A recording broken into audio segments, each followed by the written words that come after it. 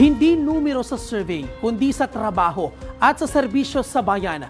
Iyan ang tinututukan ng Pangulo ayon sa Malacanang. Kasunod po yan ng pagtaas ng satisfaction rating ng punong ehekutibo batay sa pinakabagong survey ng SWS. Si Dane Gulimlim sa detalye. Ang Pangulo ay hindi po apektado ng numero.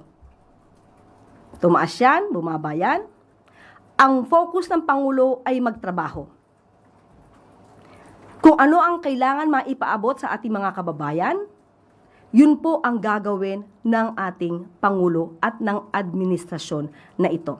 Ito ang binigyang diin ni Palace Press Officer at PCO Undersecretary Claire Castro kaugnay ng pagtaas ng satisfaction rating ni Pangulong Ferdinand R. Marcos Jr. sa pinakabagong survey ng Social Weather Stations o SWS. Batay sa resulta ng survey na isinagawa noong buwan ng Hunyo 20 hanggang 29, umakyat sa 38% ang satisfaction rating ng Pangulo sa ikalawang quarter ng 2026, mas mataas sa 33% noong Marso sa kaparehong taon. Dagdag pa ni Castro, trabaho ang ebidensya ng Pangulo sa survey pero magagamit aniya ang datos bilang gabay sa gabinete para malaman nila kung saan sila nagkulang.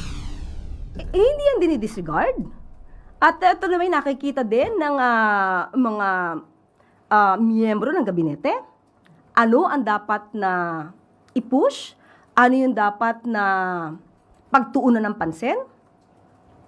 Pero ang Pangulo, gumanda man, hindi gumanda ang survey para sa kanya, hindi po siya maaapektuhan ito.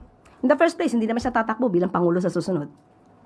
So, trabaho lang po ang Pangulo. Naitala rin ng SWS ang pagtaas ng net satisfaction rating ng Pangulo sa mga pangunahing rehiyon ng bansa, kabilang ang Balance Luzon at Visayas, gayon din sa mga urban at rural areas. Isinagawa ang survey sa pamamagitan ng face-to-face interviews sa mahigit 1,000 adult respondents mula sa iba't ibang bahagi ng Pilipinas. Para sa totoong balita sa Bagong Pilipinas, Dane Gulimlim, Congress News. Ako po si Bien Manalo. Para maging updated, manatiling nakatutok sa Congress TV Digital at sa iba pa naming social media pages.